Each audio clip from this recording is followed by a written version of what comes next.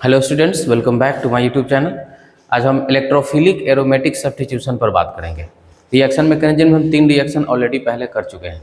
तो addition reaction के बाद आज हम बात कर लेते हैं इलेक्ट्रोफिलिक एरोमेटिक सब्स्टिट्यूशन। जैसा कि आप यहाँ पर देख रहे हैं, एरोमेटिसिटी आप लोग जानते हैं, बेंजीन को हम लोग एरोमेटिक बोलते हैं, या और भी दूसरे कंपाउंड हैं जो 4n+2 रूल को फॉलो करते हैं, उसको एरोमेटिक बोलते हैं। तो एरोमेटिक कंपाउंड में मुद्दा क्या है कि एरोमेटिक में सब्स्टिट्यूशन करना है।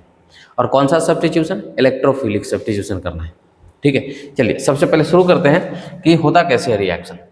तो देखिए, ये बेंजीन है, आपको ध्यान से पहले इसको समझ लेना होगा कि जैसे ये बेंजीन है और बेंजीन में 3 पाई बॉन्ड होता है, आपको पता है। तो यहाँ पर या तो आप ऐसे लिख सकते हैं या फिर आप एक हाइब्रिड स्ट्रक्चर इसका आप ऐसे लिख सकते हैं।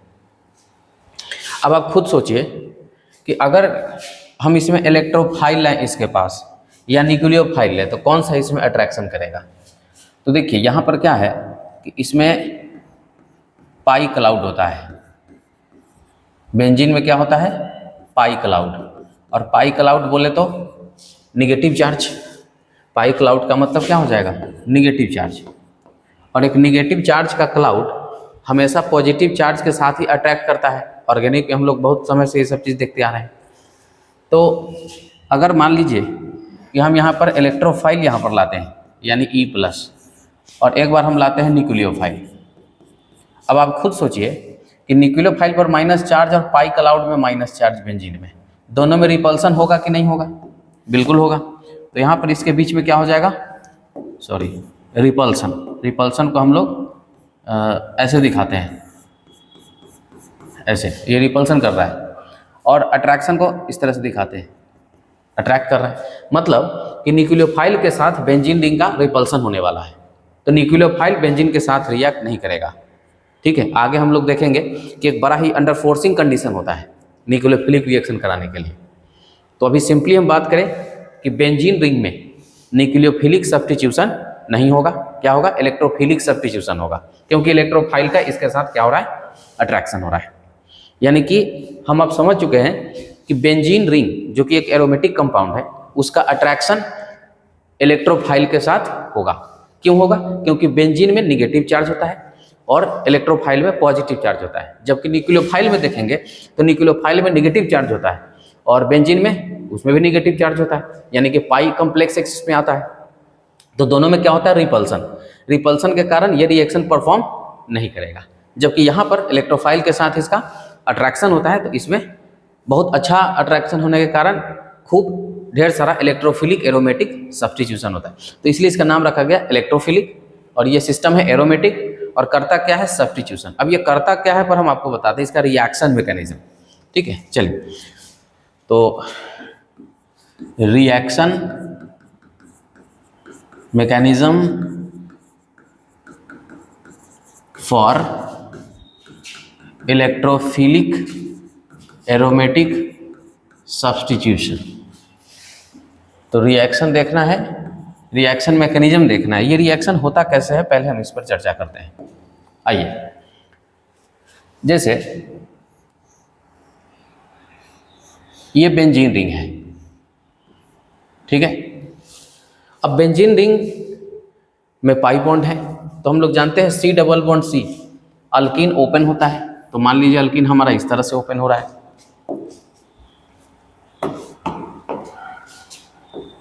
तो पाई बॉन्ड को ऐसे ओपन होते हुए दिखाते हैं। जब ये पाई बॉन्ड ओपन होगा, आप किसी भी पाई बॉन्ड को ले सकते हैं, जहां माने वहां किसी एक को आप ले सकते हैं। तो यहाँ पर आ जाएगा माइनस चार्ज और यहाँ पर आ जाएगा प्लस चार्ज। और आपको हम जानकारी के लिए बता दें कि सभी कार्बन पर एक एक हाइड्रोजन होता है। ऐसे दिखाने का जरूरत नहीं है, फिर भी कन्फ्यूजन ना हो। ठीक है, तो मेरा एक फोकस है कि वीक से वीक स्टूडेंट भी जो है इस चीज़ को समझ लें, इसलिए हम हर एक चीज़ को यहाँ पर बताते जाते हैं। अब यहाँ पर माइनस चार्ज है और आपको करना है किसका सब्स्टिट्यूशन? इलेक्ट्रोफाइल का। तो ये रहा electrophile. Electrophile means positive charge. अब ये पॉजिटिव चार्ज किस पर अटैक करेगा? आप खुद सोचिए। पॉजिटिव चार्ज हमेशा निगेटिव चार्ज पर अटैक करता है, या निगेटिव चार्ज पॉजिटिव चार्ज पर अटैक करता है। सीधा समझिए कि माइनस प्लस का अट्रैक्शन होना है।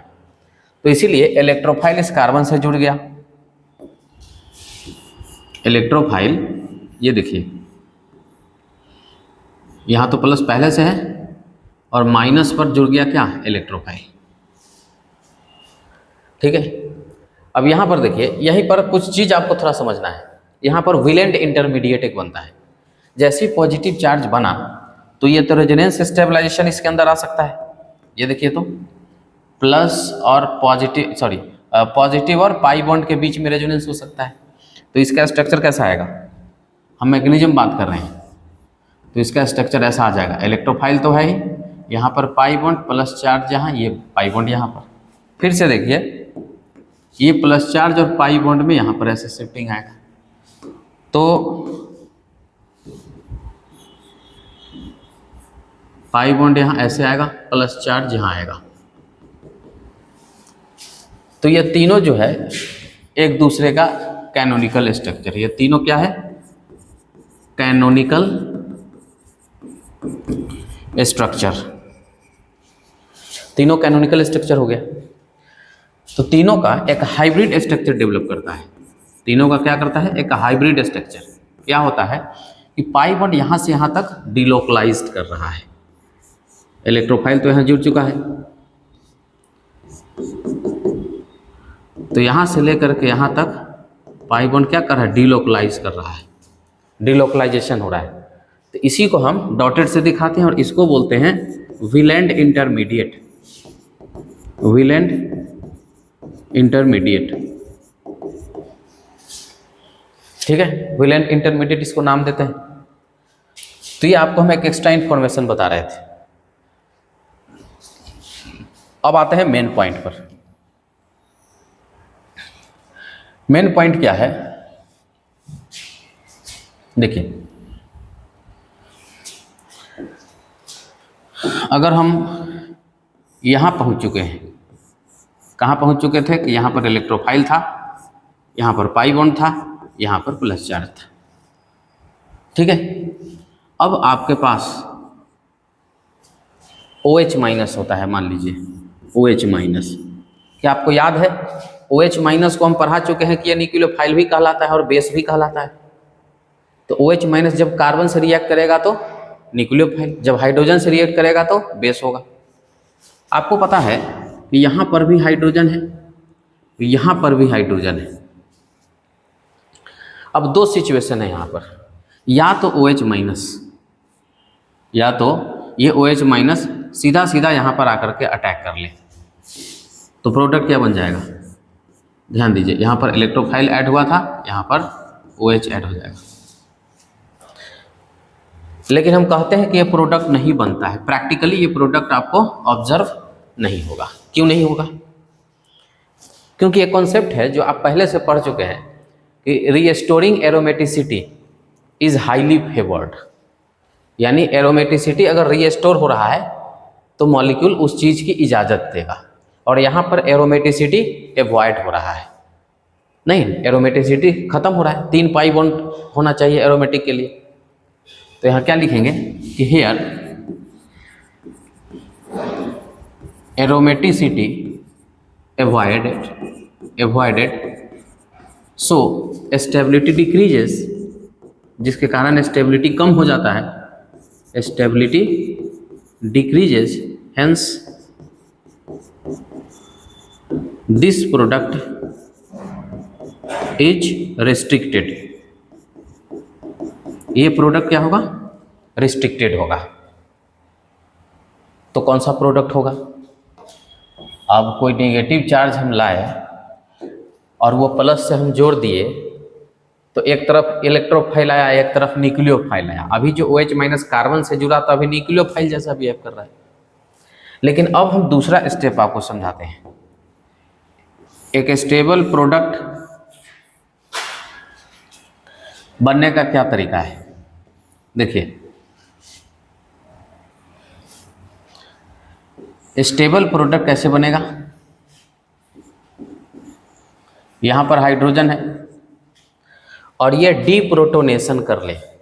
डीप्रोटेशन मीन्स कि ये हाइड्रोजन यहाँ से टूट करके हट जाए इसको H+ निकाल, OH- निकाल लेगा।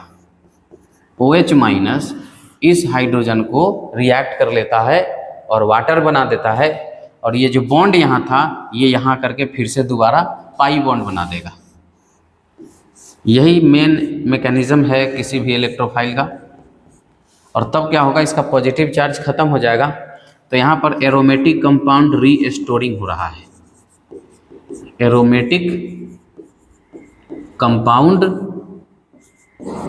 रीस्टोरिंग, एरोमेटिक कंपाउंड रीस्टोर हो रहा है और स्टेबिलिटी बढ़ रहा है, एंड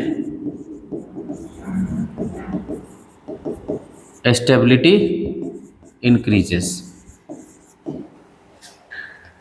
इसलिए यहाँ पर लिखा जाता है कि this pathway is favoured, this path is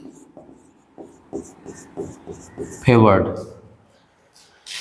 तो बेंजीन रिंग में देखें क्या हुआ, पहले तो पाई बॉन्ड को ओपन किए, ये देखिए यहाँ पर ये पाई बॉन्ड ओपन हुआ, माइनस और प्लस आया, माइनस पर इलेक्ट्रोफाइल अटैक किया, तो इलेक्ट्रोफाइल अटैक किया तो इलेक्ट्रोफाइल यहाँ पर जुड़ गया, तो पॉजिटिव चार्ज और पाई बॉन्ड में रेजोनेंस हुआ, 3 स्ट्रक्चर बना। इसका एक हाइब्रिड स्ट्रक्चर बना है जिसको क्या कहे, वैलेंट इंटरमीडिएट, यहाँ पर लिखा हुआ है, इसको क्या बोलते हैं, वैलेंट इंटरमीडिएट।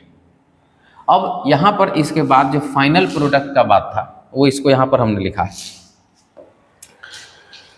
कि OH- या तो पॉजिटिव चार्ज पर रिएक्ट कर लेगा या फिर इस हाइड्रोजन को हटा करके डीप्रोटोनेशन करके और एरोमेटिक कंपाउंड वापस रीस्टोर करेगा। तो ये पाथ जो है फेवरेबल नहीं होगा, हमने यहाँ पर नोट करा है। जबकि ये पाथ फेवरेबल क्यों होगा, क्योंकि इसमें एरोमेटिक कंपाउंड वापस बन रहा है और स्टेबिलिटी वापस आ रहा है। तो इन सब पॉइंट्स को देखते हुए इसी तरह से अगर आपको कभी रिएक्शन लिखना हो तो आप डायरेक्ट क्या करेंगे, बेंजीन हो और किसी भी रिएजेंट से आपको अगर इलेक्ट्रोफाइल मिलता है, आपको पता है यहाँ पर सभी पर हाइड्रोजन होंगे, और जब इलेक्ट्रोफाइल आपको कहीं से मिलेगा तो आप डायरेक्टली क्या करते हैं कि हाइड्रोजन से सब्स्टिट्यूट करा देते हैं। यहाँ पर एक हाइड्रोजन था, वहाँ पर आप हटा करके क्या लगा दिए, इलेक्ट्रोफाइल, बाकी सब जगह है। और ये काम आप किसी भी कार्बन पर कर सकते हैं। जब बेंजीन में कोई सब्स्टिट्यूएंट नहीं लगा रहे तो इलेक्ट्रोफाइल का सब्स्टिट्यूशन आप कहीं भी कर सकते हैं। This is called electrophilic aromatic substitution. यही है इलेक्ट्रोफिलिक एरोमेटिक सब्स्टिट्यूशन। अब इस कॉन्सेप्ट के आधार पर 5 तरह के इलेक्ट्रोफिलिक एरोमेटिक सब्स्टिट्यूशन बताए गए हैं। तो यहाँ पर हम लोग लिखते हैं कि there are 4 types of electrophilic aromatic substitution.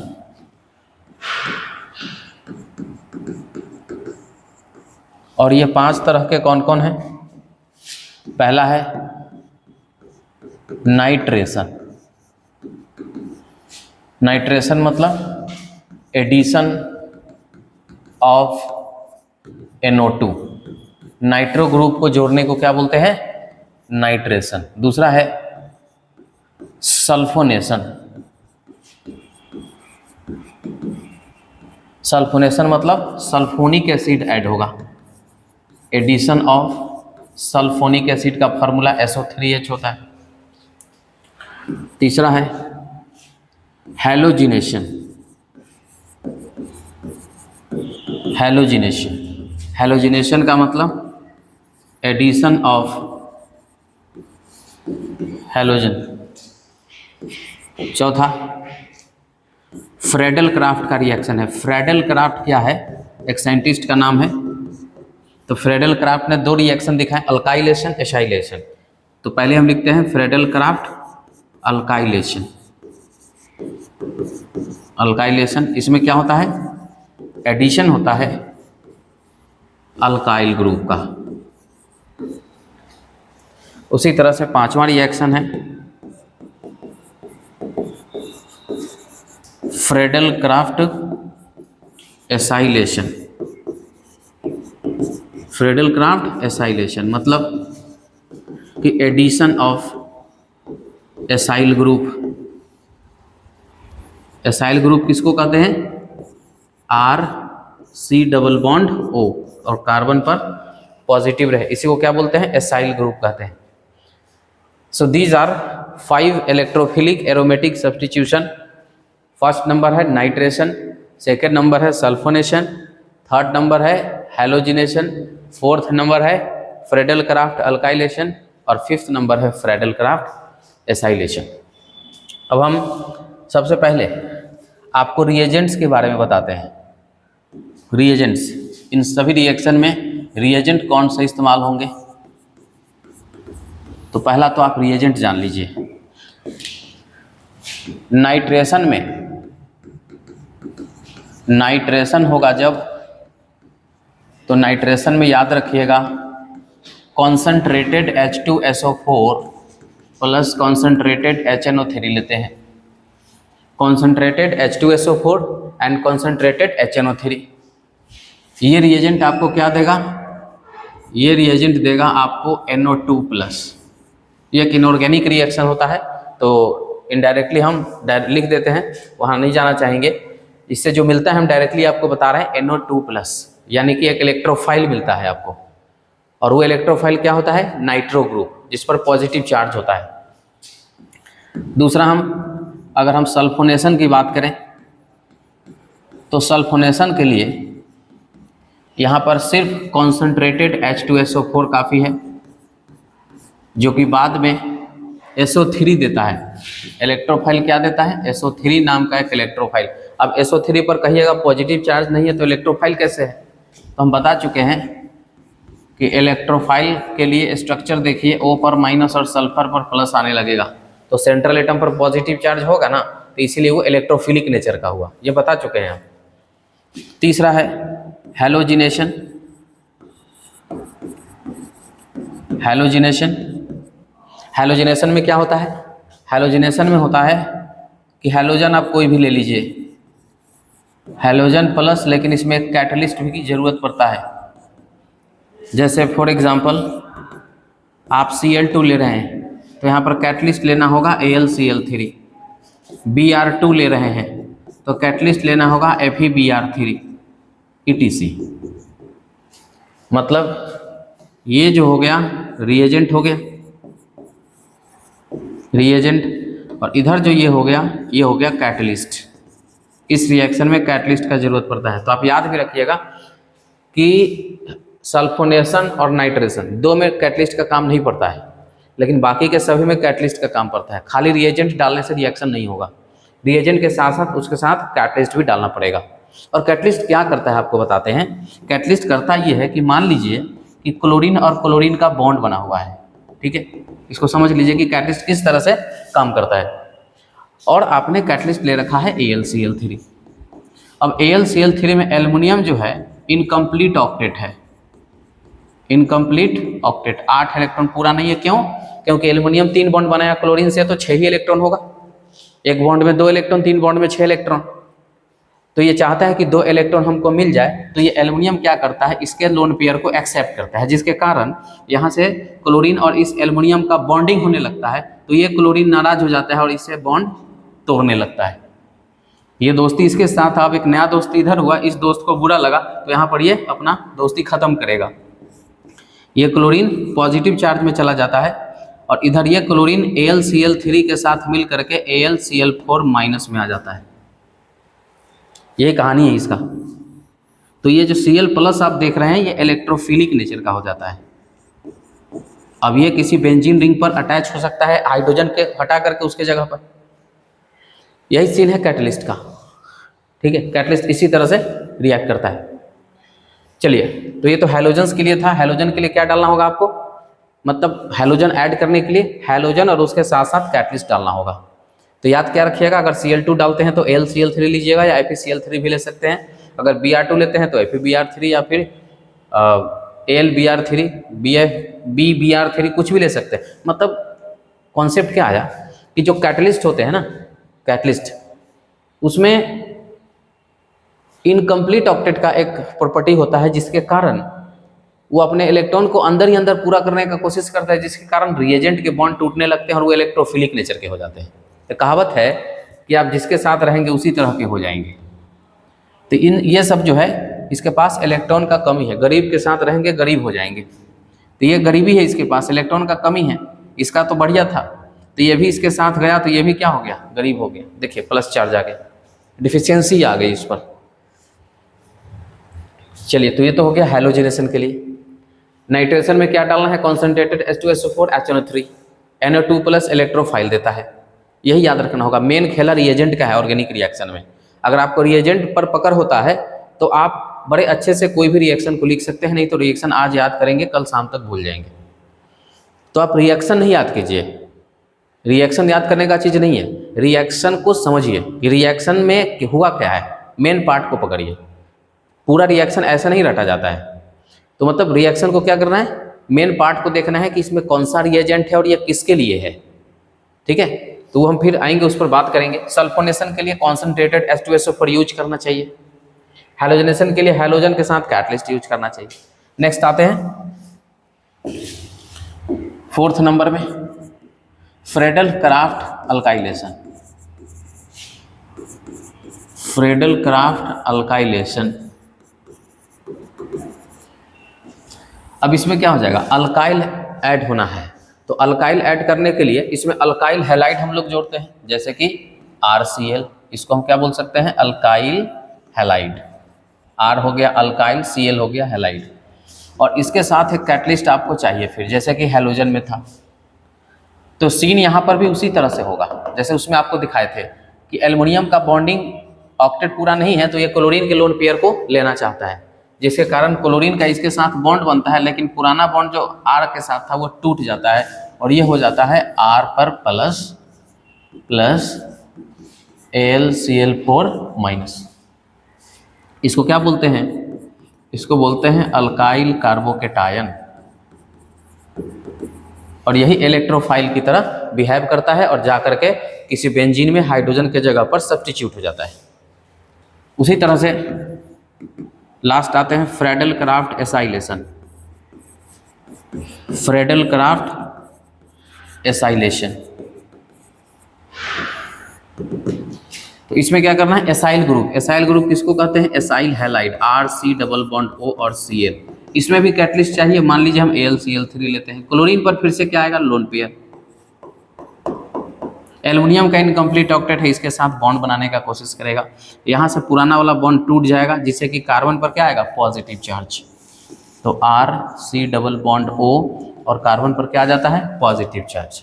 Acylium ion इसको हम लोग कहते हैं। और यही इलेक्ट्रोफिलिक नेचर का है, जाकर बेंजीन के साथ जुड़ जाता है और एसाइलेशन करा लेता है। तो अभी हमने आपको रिएजेंट के बारे में बता दिया। अब हम पूरा कंप्लीट रिएक्शन पर आपको ले चलते हैं। पहला रिएक्शन आते हैं नाइट्रेशन। नाइट्रेशन कराना है, कुछ भाषा इसमें लिखा हुआ होना चाहिए कि when benzene react with, when benzene react with concentrated H2SO4 and concentrated HNO3, then nitrobenzene is formed। जो प्रोडक्ट बनता है उसका नाम होगा नाइट्रोबेंजीन। Nitrobenzene is formed. अब देख लीजिए, आप बेंजीन में सर्कल बनाकर लिख सकते हैं या फिर बॉन्ड दिखा करके आप लिख सकते हैं। इसमें रिएजेंट हम कौन सा डालेंगे, जो नाइट्रेशन करवाए। नाइट्रेशन कौन करवाता है, concentrated H2SO4 and concentrated HNO3। Clear है, बस बेंजीन में डायरेक्टली क्या जुड़ जाएगा, नाइट्रो ग्रुप, क्योंकि इस रिएजेंट से क्या मिलता है आपको, नाइट्रो। तो इसका नाम हो जाएगा नाइट्रोबेंजीन। नाइट्रोबेंजीन। तो ये रिएक्शन क्या हुआ, नाइट्रेशन। और रहा मैकेनिज्म की बात, तो मैकेनिज्म बिल्कुल वैसे ही चलेगा जैसा कि हम एक मैकेनिज्म बता रखे हैं आपको, सेम टू सेम, बस इलेक्ट्रोफाइल की जगह पर NO2+ को ले लेना है। चलिए उसके बाद आते हैं दूसरा, सल्फोनेशन। सल्फोनेशन ये इसमें क्या होता है, जब benzene ring, when benzene react with concentrated H2SO4,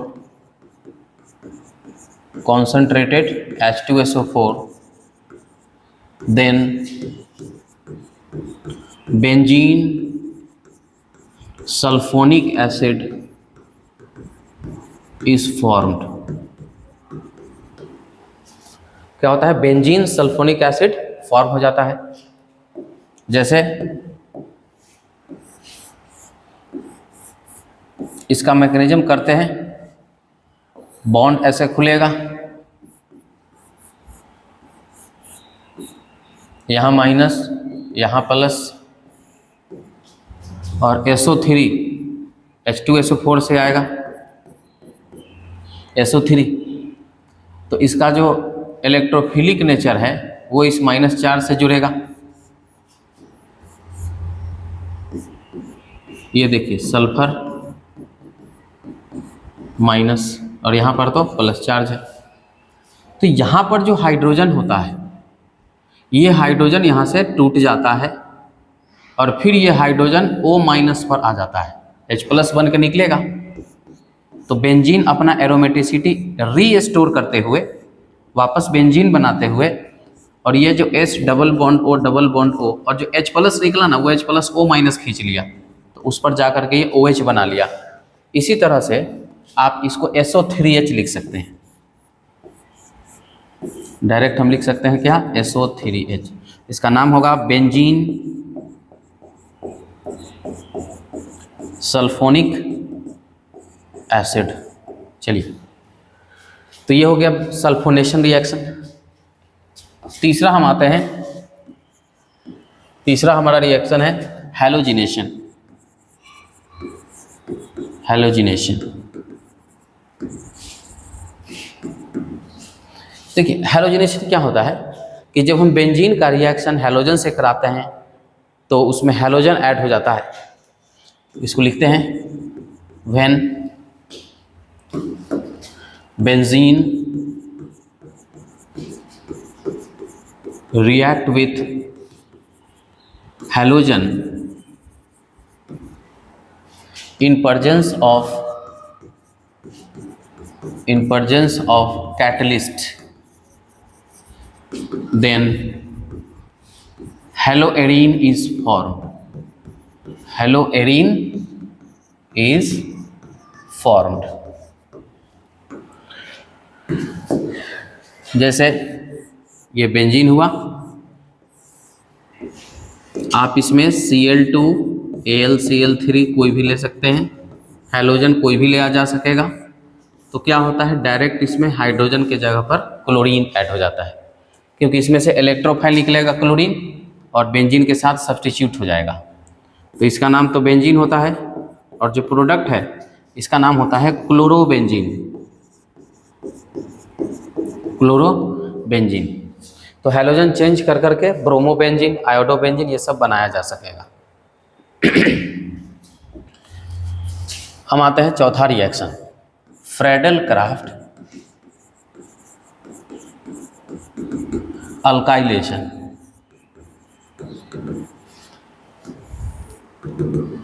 Friedel Crafts alkylation मतलब बेंजीन का रिएक्शन हम अल्काइल हैलाइड से कराते हैं in presence of catalyst.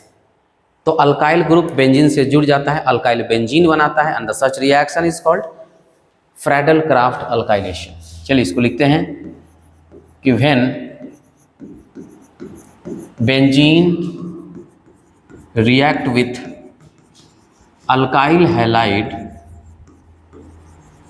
Benzene react with alkyl halide in presence of catalyst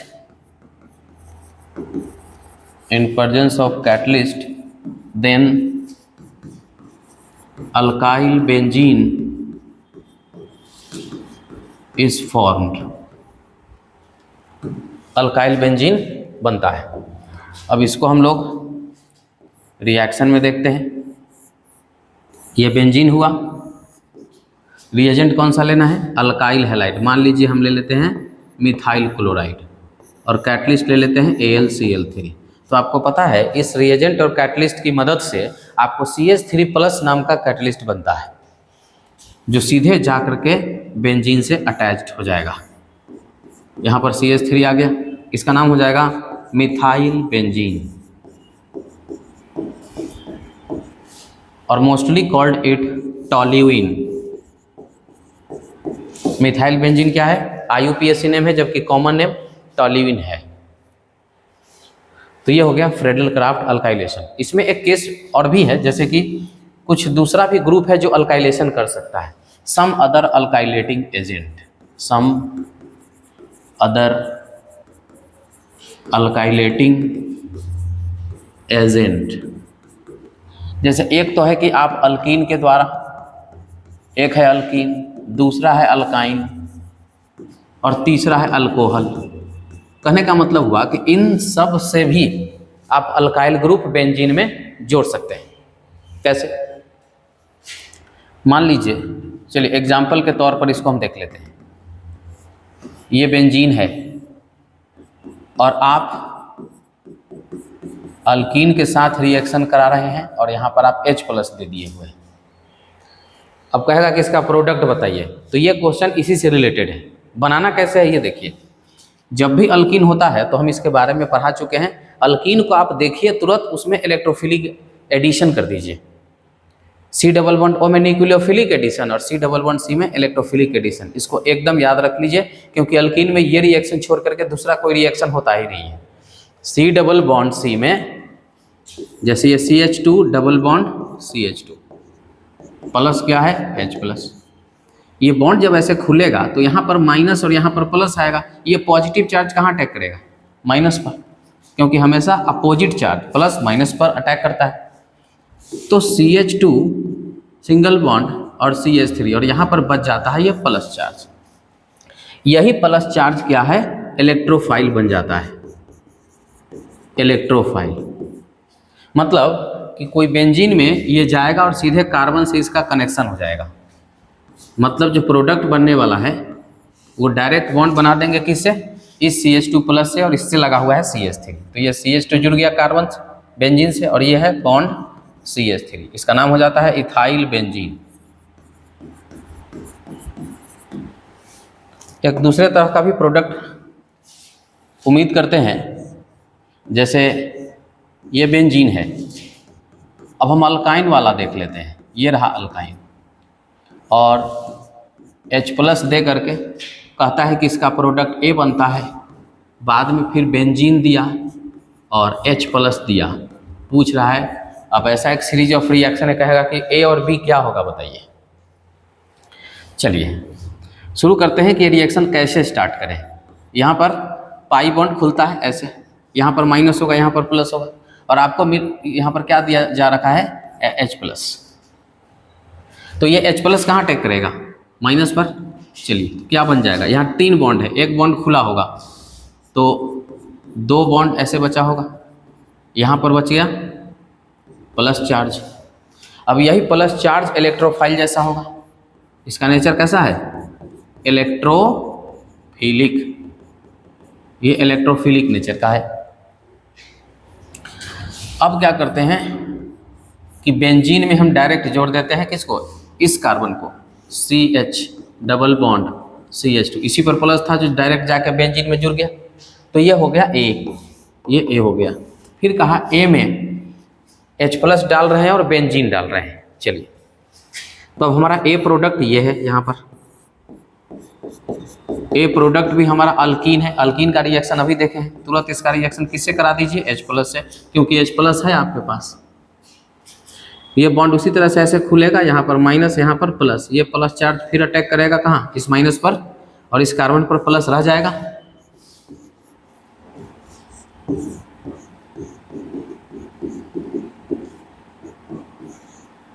ये रहा। लेकिन अभी भी आपके पास एक बेंजीन बचा हुआ है, उस बेंजीन को यहाँ पर हम लोग लिख लेते हैं। अब ये पॉजिटिव चार्ज कहाँ अटैक करेगा? इस बेंजीन के कार्बन पर। मतलब इस कार्बन का अटैचमेंट हो जाएगा किससे? इस बेंजीन के कार्बन पर।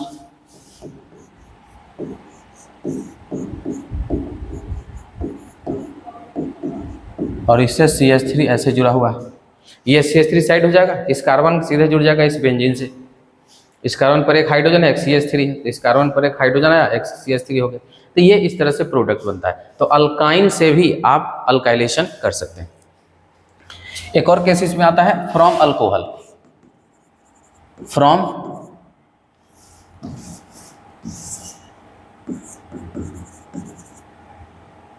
From alcohol.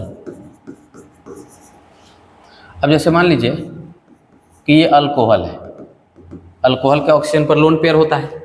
अगर इसके पास H+ भटकेगा तो इसके पास इलेक्ट्रॉन का कमी है, ये इलेक्ट्रोफिलिक नेचर का हो जाएगा। और इसके पास इलेक्ट्रॉन ज़्यादा है तो ये किस पर अटैक करेगा? लोन पेयर पर। तो जो जिस पर अटैक करेगा उसके साथ उसका बॉन्ड बन जाएगा। एक H पहले से था, एक और H बन गया, ऑक्सीजन पर आ गया प्लस चार्ज। लेकिन ऑक्सीजन 3 बॉन्ड बर्दाश्त नहीं करेगा, यहाँ से अल्काइल ग्रुप टूटने लगता है, तो R पर हो जाता है प्लस और यहाँ से वाटर बाहर निकल जाता है। ये पोर्शन जो आप देख रहे हैं H2O बना करके बाहर निकल जाता है। अब बच जाता है R+, जिसके अंदर कौन सा गुण है? इलेक्ट्रोफिलिक गुण है। अब ये किसी भी बेंजीन के साथ इलेक्ट्रोफिलिक एरोमेटिक सब्स्टिट्यूशन कर सकता है। तो इसी तरह के मैकेनिज्म को लेकर के हम एक क्वेश्चन करते हैं।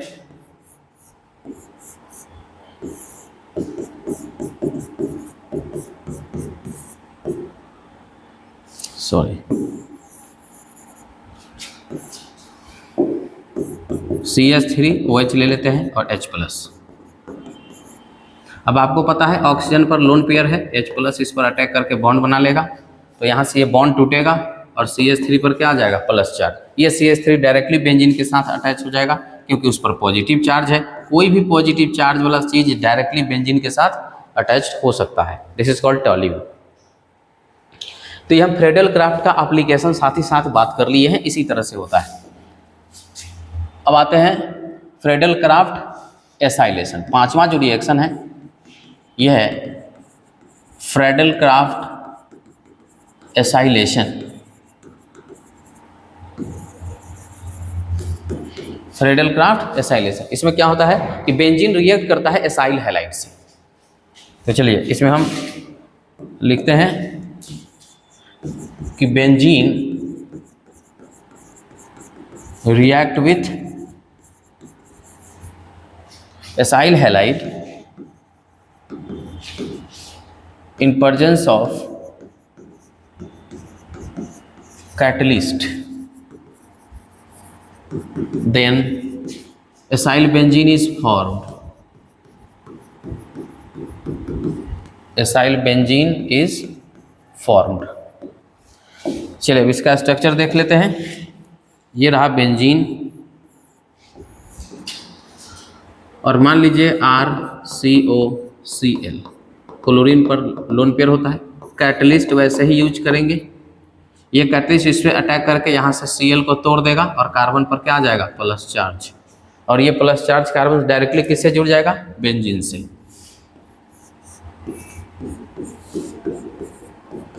इस तरह से इसको हम लोग बोलते हैं एसाइल बेंजीन। तो एसाइल हैलाइड से किए, हालांकि और भी कई एप्लीकेशंस इसके हो सकते हैं। अदर आइसोलेटिंग एजेंट जैसे कि अदर एसाइलेटिंग एजेंट, आप चाहें तो एसिटिक एसिड ले सकते हैं, CH3COOH। होगा क्या? मैकेनिज्म समझ लीजिए। मेन तो मैकेनिज्म होता है कि रिएक्शन हो कैसे रहा है। अगर यहाँ पर H+ कोई दे दिया हुआ है, ये इस पर अटैक करेगा, OH2+। अब ये यहाँ से लिविंग ग्रुप की तरह हट जाएगा, OH2+ वाटर बन के, और यहाँ पर बच जाएगा CH3C+O, और ये एसाइल कैटायन फिर से आ गया जो कि बेंजीन रिंग पर डायरेक्ट अटैक कर सकता है। तो मान लीजिए अगर इसी को हम बेंजीन में रख दिया करते ऐसा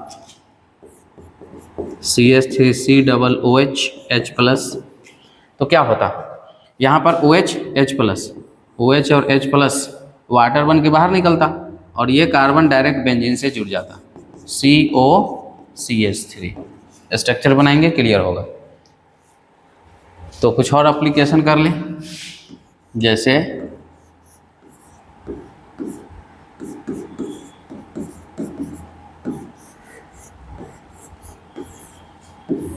इसमें H+ दे दिए। अब सोचिए ऑक्सीजन के ऊपर क्या होगा, लोन पेयर, ये H+ इस पर अटैक करेगा तो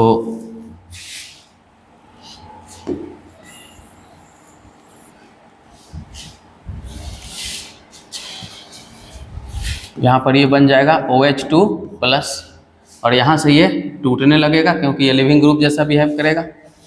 तो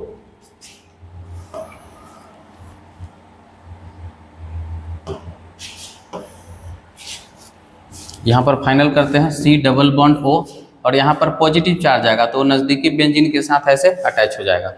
इसके नज़दीक यहाँ पर पॉजिटिव चार्ज आएगा ना, ये पॉजिटिव चार्ज अपने नज़दीक वाले बेंजीन से अटैच हो जाएगा, इलेक्ट्रोफिलिक सब्स्टिट्यूशन कर लेगा, इस तरह का प्रोडक्ट देगा। तो यही था फ्रेडल क्राफ्ट एसाइलेशन। तो आज हमने देखा इलेक्ट्रोफिलिक एरोमेटिक सब्स्टिट्यूशन, जिसमें 5 तरह के इलेक्ट्रोफिलिक एरोमेटिक सब्स्टिट्यूशन दिखाए, जिसके मैकेनिज्म के साथ हमने डिस्कस किया, उसका एप्लीकेशन बताया। ठीक है, तो एक बहुत ही जरूरी, वेरी वेरी इंपॉर्टेंट रिएक्शंस है कि आप जो भी चैप्टर पढ़ेंगे इसका कुछ ना कुछ आपको उसमें देखने को मिल जाएगा। लेकिन फिर भी इसके बाद एक और लेक्चर देना पड़ेगा, उसका नाम है reactivity of electrophilic aromatic substitution, जहाँ पर हम डायरेक्टिविटी, एक्टिवेटर, डीएक्टिवेटर की बात करेंगे। आज के लिए इतना ही, थैंक यू।